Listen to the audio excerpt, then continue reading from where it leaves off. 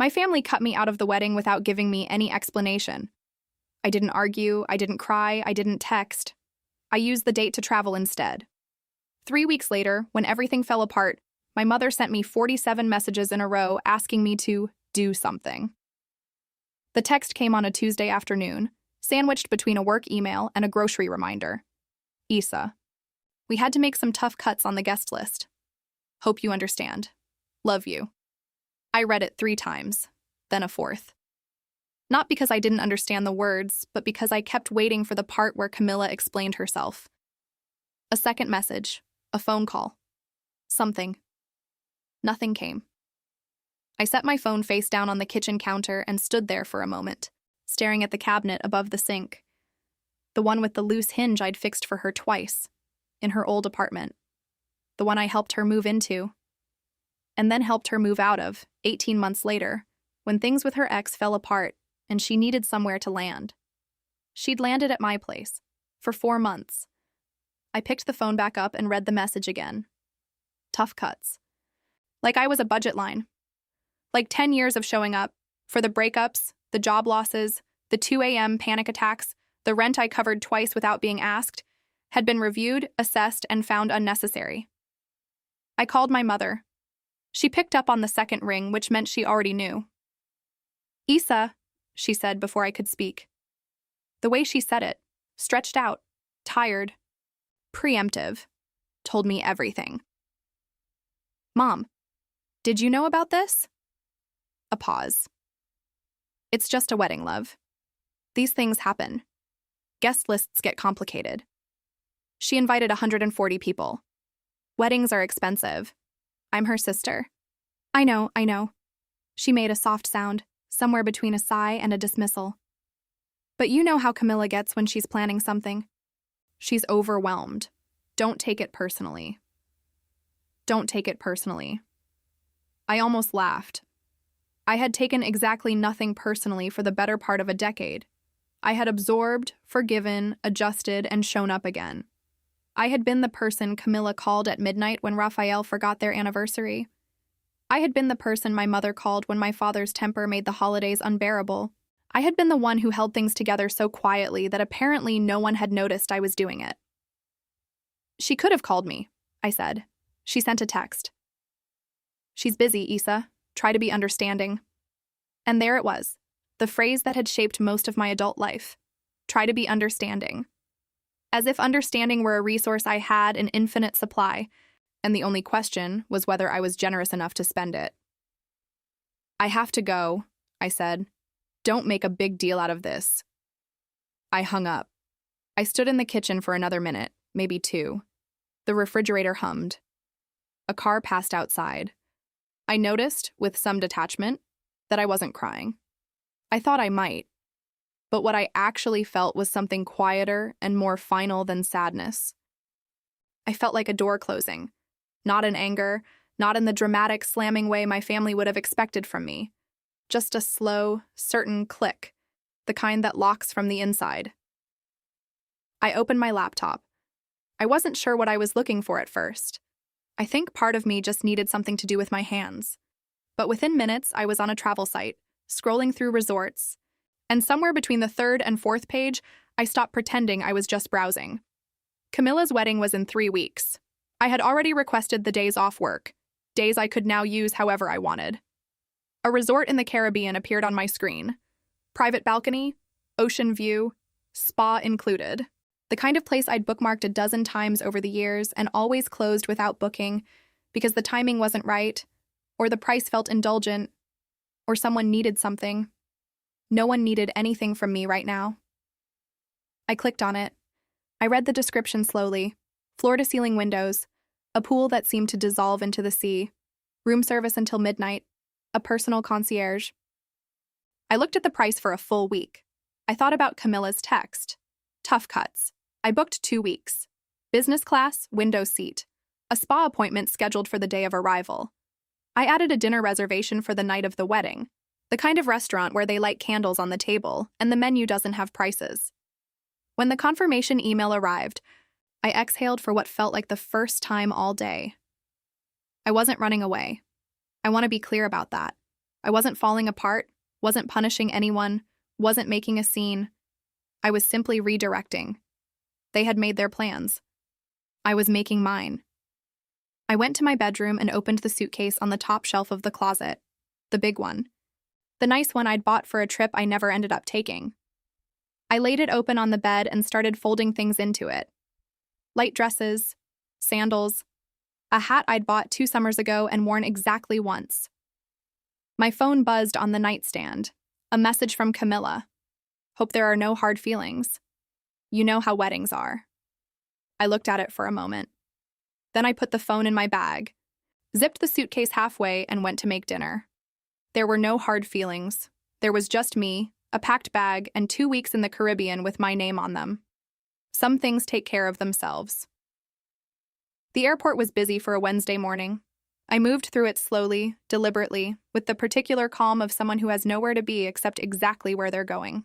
I checked my bag, passed through security, and found a seat near my gate with enough time to order coffee and watch the planes.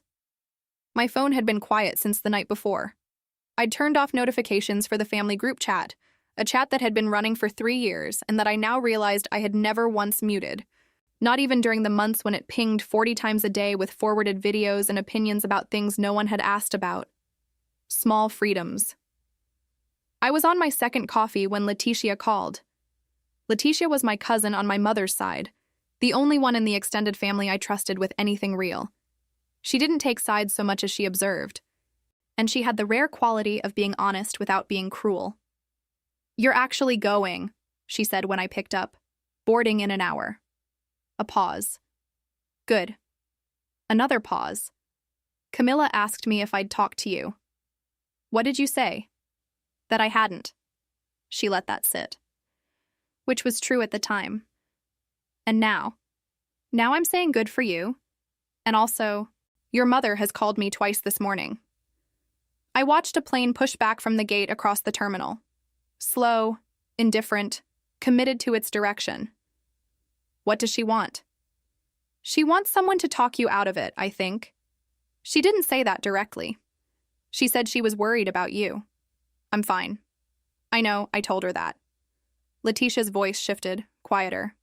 "Issa, I just want you to know, I've watched you hold this family together for a long time. Whatever you're doing right now, I think you've earned it." I didn't trust myself to say much to that. "Thank you, Let. Send me pictures, lots of them." I smiled. Every day. We hung up just as my boarding group was called. The seat was everything the website had promised. Wide, reclined, with a window that framed the sky like a painting. A flight attendant brought a warm towel before we'd even left the gate. I pressed it to my face and thought, with mild astonishment, that I could not remember the last time I'd done something purely for myself without calculating the cost. Not the financial cost, the other kind. The cost of being unavailable, the cost of not answering, the cost of choosing my own comfort over someone else's need, real or invented. I ordered a glass of wine when we reached altitude. Outside, the clouds were dense and white, and below them, somewhere, was the city I'd spent the last several years arranging my life around other people's crises. I watched it disappear. My phone had 1 bar of signal. A message had come in from my mother just before takeoff. "Issa, please call me when you land. We should talk about all of this." I read it. I put the phone in the seat pocket. I picked up the in-flight magazine and read an article about a chef in Portugal who had given up a Michelin star to open a small restaurant on an island where he could fish in the mornings. I found this deeply relatable. The resort arrived like a reward. The transfer from the airport took 40 minutes along a coast road that curved above the water, and I spent most of it with my face turned toward the window, watching the sea appear and disappear between stretches of palm and hillside. The driver offered cold water and didn't attempt conversation. I appreciated him enormously. The lobby was open to the outside. No walls on 2 sides, just columns and the ocean beyond, the air moving through slowly and smelling of salt and something floral I couldn't name. My sandals were too loud on the marble floor, and I made a note to wear the softer ones tomorrow. My room was on the 3rd floor, corner suite, balcony facing west. I stood on that balcony for a long time after the porter left. The sun was getting low, painting the water in colors that felt almost exaggerated. Deep orange bleeding into pink bleeding into the kind of blue that doesn't have a precise name. Below, the beach was quiet. A few people walked along the shore. Someone was in the water up to their waist, not swimming, just standing there looking out. I understood that completely. I unpacked slowly, hung my dresses in the closet, put my sandals in a row by the door, set my book on the nightstand.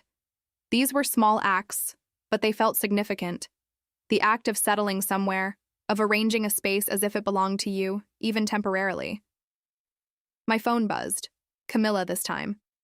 "Hey, hope you're doing okay. Just wanted to check in." I looked at the message, then at the ocean, then back at the message. I put the phone in the nightstand drawer and went to order room service. The menu was 4 pages long and described everything in the kind of detail that made eating feel like an event. I ordered more than I needed, ate on the balcony as the sky turned dark, and listened to the waves with the focused attention of someone hearing them for the first time. By the time I finished, my family felt very far away. Not in a cruel way. Just in the way that things feel when you finally have enough distance to see them clearly. Small and contained, and not nearly as urgent as they'd always seemed.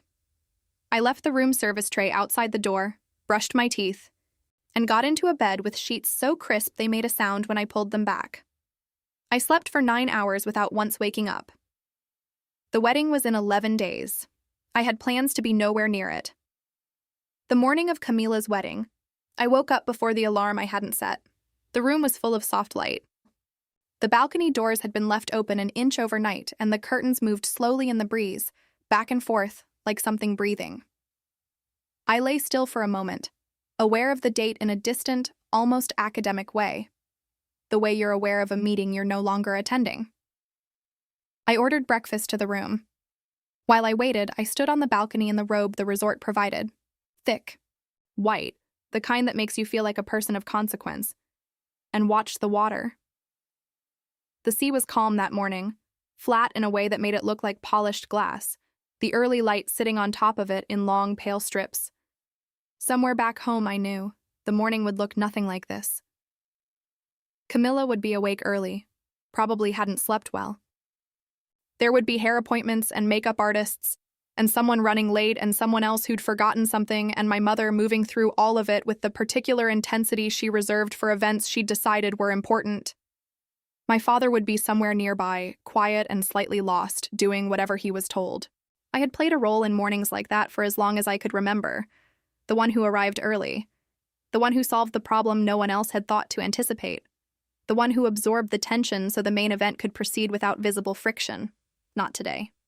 Breakfast arrived on a wooden tray. Papaya, mango, 2 kinds of bread, eggs, and coffee in a small silver pot that kept it warm. I carried it to the balcony table and ate without looking at my phone. This felt, unexpectedly, like a skill I was learning for the first time. By 10 in the morning, I was at the pool. The resort's infinity pool stretched along the edge of a low cliff, the water appearing to spill directly into the sea below. I found a lounger in the shade of a palm, ordered something cold, and opened the book I'd brought. A novel I'd been meaning to read for 2 years and had never found the time for, because there had always been something else. There was nothing else now. I read for 2 hours. The story was good. The drink was cold. The air smelled of sunscreen and salt and whatever flowering tree grew along the pool's south edge. Occasionally, a breeze moved through, slow and warm, and I would look up at the water and think nothing in particular. This, I realized, was what rest actually felt like. Not the rest of exhaustion, where you fall into sleep because your body demands it. The other kind. The kind that comes from choosing consciously to stop. My phone was in my bag. I checked it once, around noon, and found 3 messages. One from my mother. Thinking of you today. Hope you're doing okay. One from Felipe, my cousin on my father's side, who communicated exclusively in short bursts. Ceremony starting soon. Wild morning already. Tell you later. And one from Letitia. You doing all right? No pressure. Just checking. I replied only to Letitia. Poolside. Book in hand. Never better. She sent back a single emoji, a small flame, and I put the phone away. I didn't think about the wedding constantly. I want to be honest about that. There were hours that afternoon when it crossed my mind only at the edges, the way background noise works, present but not demanding. I swam. I read more of my book. I had a long lunch at the outdoor restaurant near the beach, sitting alone at a table for two with no particular feeling about sitting alone, which itself felt like a small victory. But around 4 in the afternoon, something shifted. I was back on the lounger, half dozing in the shade, when my phone buzzed in a way that felt different. Not one notification but several, arriving in quick succession, the kind of pattern that means something has happened. I sat up. Felipe. Call me when you can. Felipe again, 4 minutes later. Actually, just read this. The groom left. I stared at the screen. 3 words, simple, declarative, impossible seeming. The groom left. I typed back. What do you mean left? The reply came immediately. During the reception, big fight. He walked out. Like, out, gone. No one knows where he is. I set the phone down on the towel beside me and looked at the water for a moment. The sea was still calm. A boat moved slowly across the far edge of the horizon. Below the cliff, the waves made their steady, indifferent sound. I picked the phone back up. More messages had arrived while I'd been staring at the ocean. My mother from a number I hadn't blocked yet. Isa, please call me. Then, something happened at the wedding. Then, it's serious. Then from Camilla herself for the first time since I'd left. Where are you? I need to talk to you. I read that one twice. I need to talk to you. Not, I'm sorry I cut you from the guest list. Not I should have handled this differently. Just the swift, instinctive reach for the person who had always, without fail, picked up the phone. I was familiar with this moment.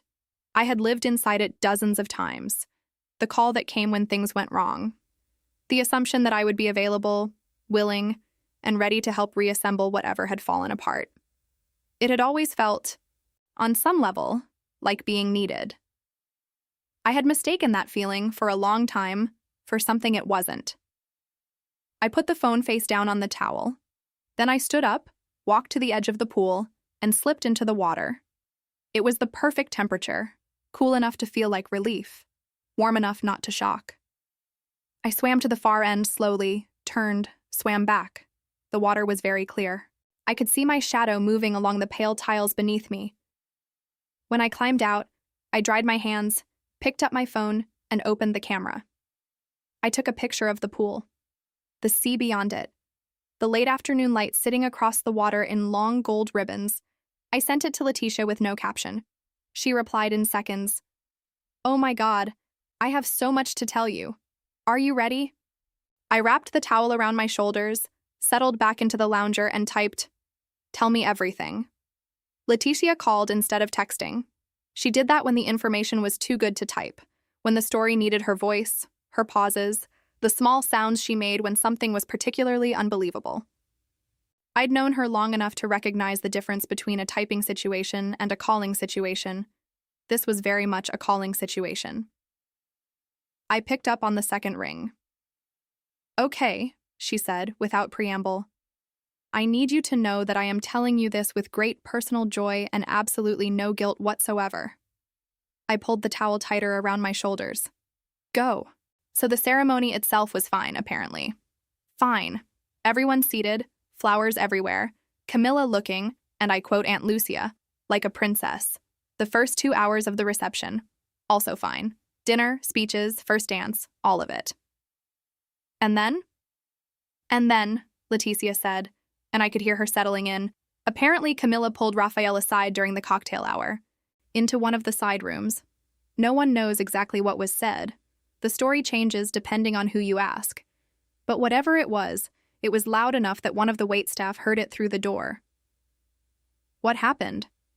He walked out, not out of the room, out of the building. Got in a car, some people say it was a taxi, some say it was his brother, and left. Didn't take his jacket. Didn't say goodbye to his parents. Just left. I said nothing for a moment. Outside, the sun was getting lower, the light on the water shifting from gold to something deeper. A couple walked along the beach below, close together, unhurried. His parents. I said finally. What did they do? Leticia made a sound that was half laugh, half disbelief. His mother sat completely still for about 10 minutes, like a statue. And then she stood up, collected her bag, said something to her husband, and they both left. No drama, no shouting. They just left, which somehow made it worse. And our family? Oh, our family. She exhaled. Issa, it was like someone had removed the lid from something that had been pressurized for years. Your dad and Tio Marcos got into it almost immediately. Something about whose fault it was, whether Camilla had been warned about Rafael, whether the family should have done more to, I don't even know, intervene somehow. They were shouting on the dance floor, Issa. The DJ actually turned the music down. I pressed my free hand over my mouth. Then Aunt Lucia, Leticia continued, who had been drinking since the ceremony, started crying. Loud crying. The kind that becomes its own event. And Dona Nuza. What did Grandma do? There was a pause. The particular pause Leticia used when something was genuinely remarkable. Dona Nuza, she said carefully, looked at Camilla, who was standing in the middle of the room in her dress, completely frozen, and said, loud enough for the table to hear, "This is what happens when you forget who your family is." The air went out of me. She said that. In front of at least 12 people, including Camilla's bridesmaids. And Camilla? Camilla went to the bridal suite and didn't come out for an hour.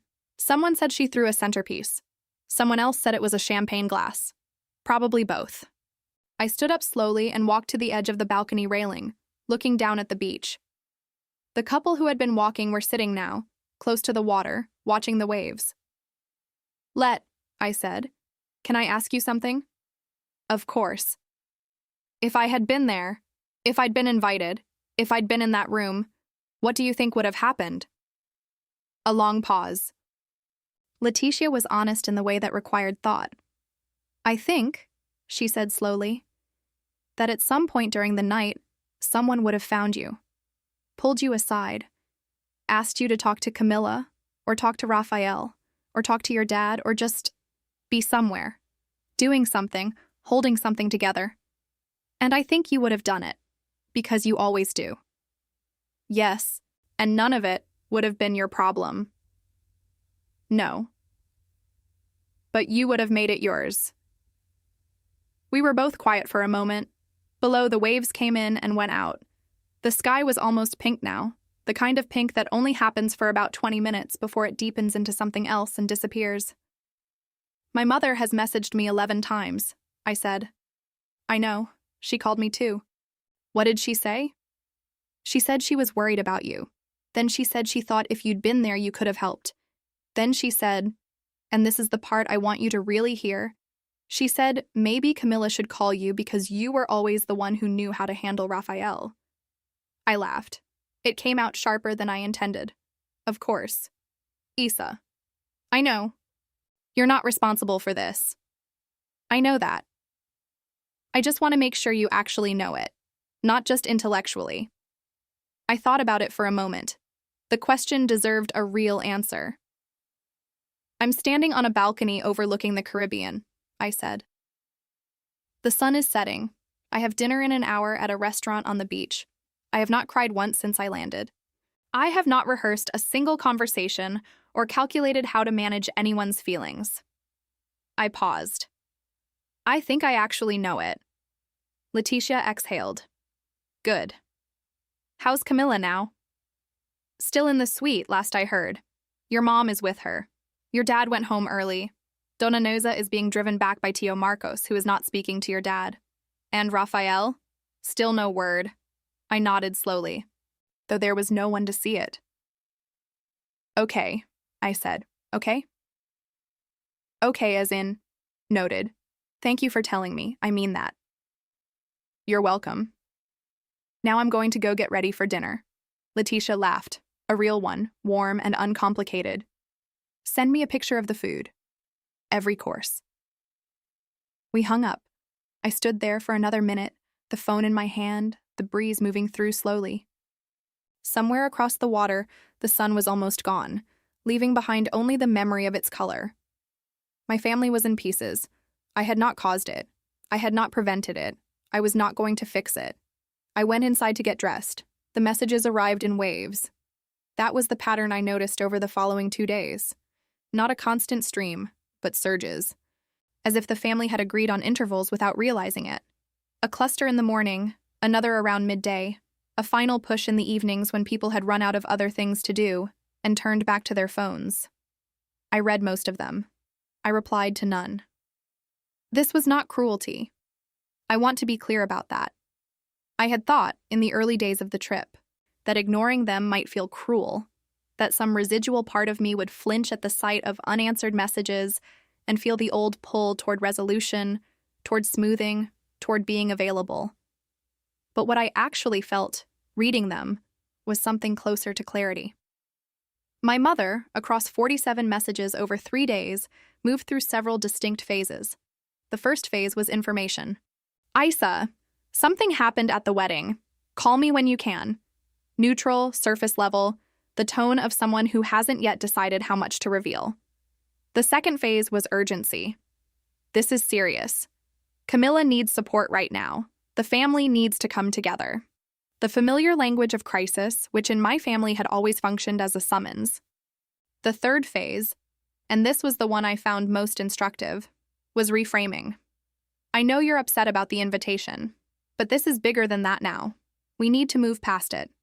As if what had happened to me was a mood, something temporary and small that the correct circumstances could dissolve. I counted the messages on the third morning, sitting on the balcony with my coffee. 47, as I said. I noted the number not to be dramatic about it, but because it struck me as genuinely revealing, that the same person who had told me not to make a big deal about being excluded from my sister's wedding had sent 47 messages in 72 hours asking me to come back and make things better.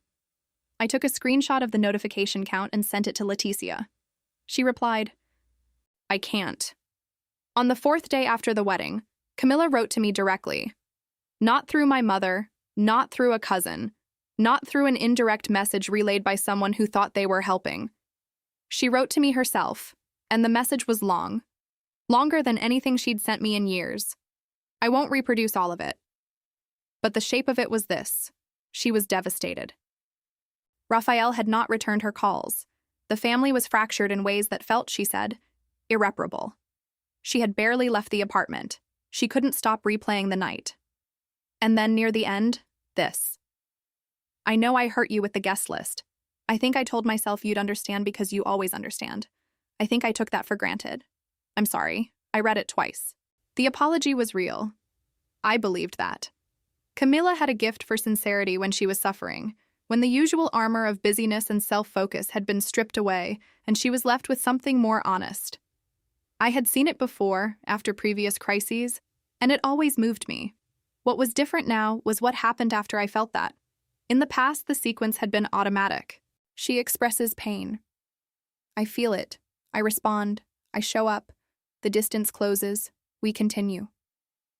The cycle had run so many times it had become invisible to me. Not a choice, but a reflex. But sitting on that balcony, the ocean in front of me and the coffee warm in my hands, I noticed the reflex without following it. I felt for her, genuinely. The image of Camilla alone in her apartment, still in the wreckage of a day that was supposed to be the best of her life. That image was not nothing to me. She was my sister. That would always mean something. And I was also not going to cut my trip short. I put the phone down. I finished my coffee. I watched a pelican make a long, low pass over the water and then lift suddenly and disappear over the tree line. Then I picked the phone back up and typed a reply. I received your message. I'm glad you said it. I'm not ready to talk yet, but I will be. Not now. I read it back once, changed nothing, and sent it. Then I blocked her number for the remainder of the trip.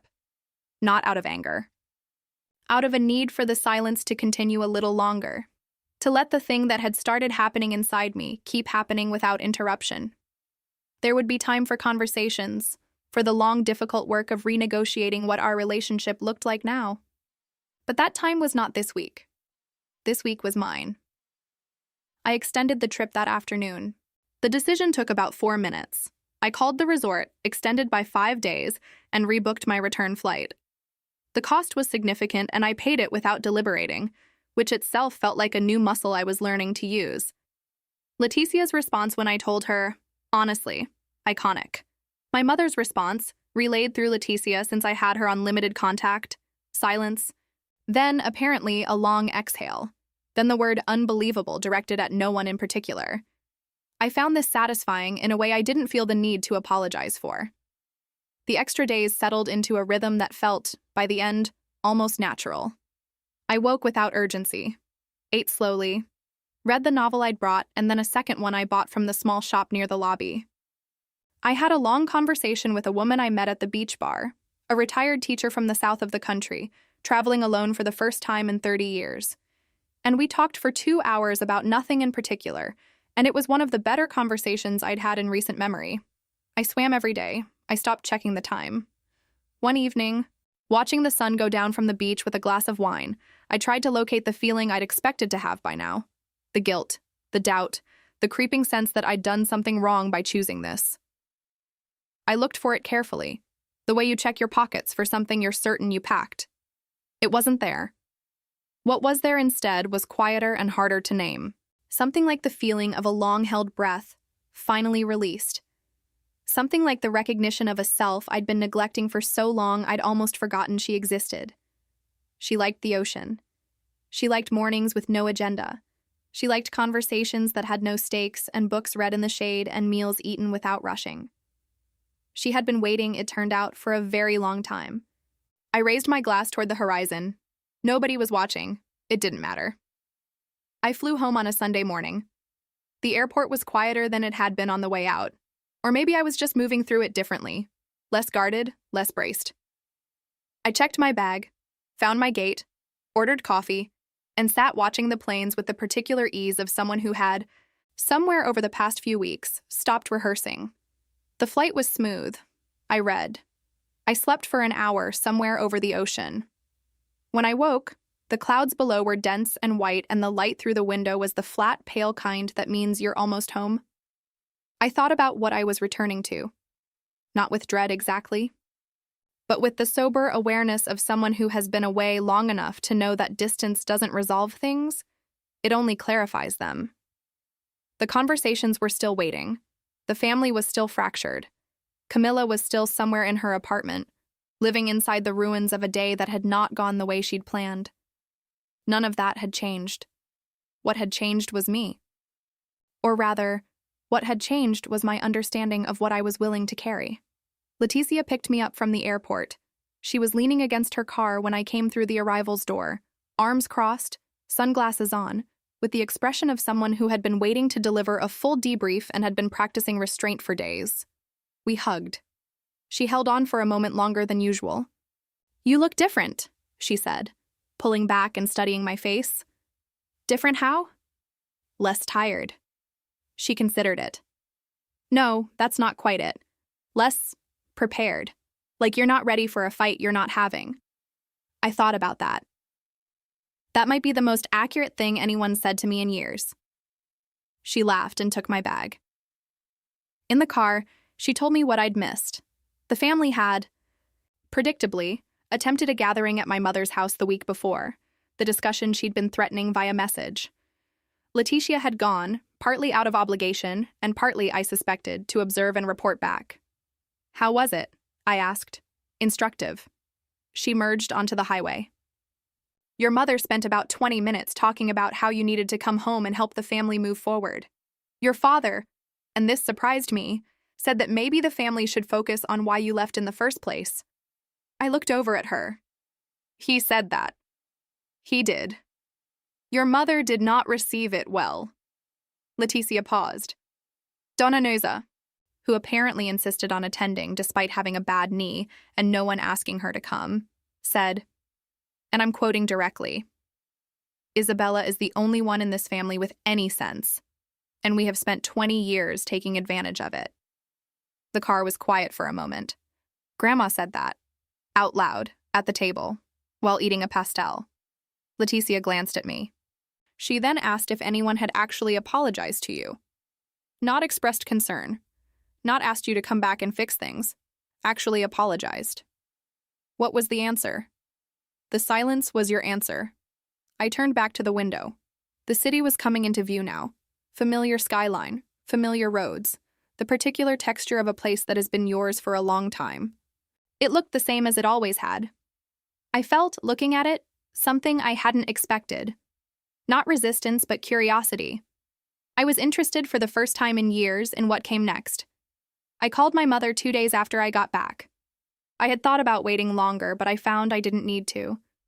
The things I wanted to say had been waiting for weeks, turning over slowly in the back of my mind, and by now they had a shape I trusted. She picked up on the first ring. Isa. The relief in her voice was immediate and genuine. I'm so glad you called. I've been... Mom. My voice was calm. Not cold. Just calm. I need to say some things, and I need you to let me finish before you respond. A pause. Okay.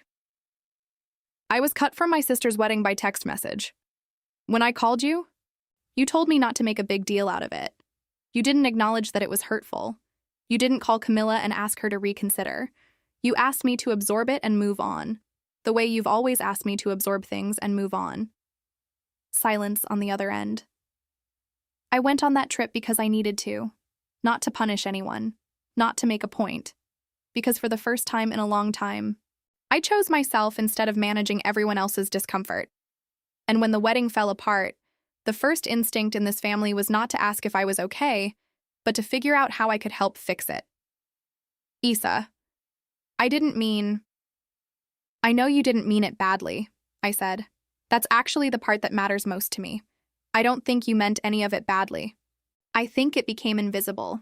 My role, what I was carrying, what it cost.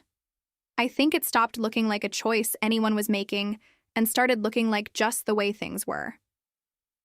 My mother was quiet for a long moment. When she spoke, her voice was different, smaller, and more careful. You're right, she said. 2 words. I hadn't known until that moment how much I needed them. I'm not disappearing, I told her. I'm not cutting anyone off. But things are going to be different. I need them to be. I understand, she said.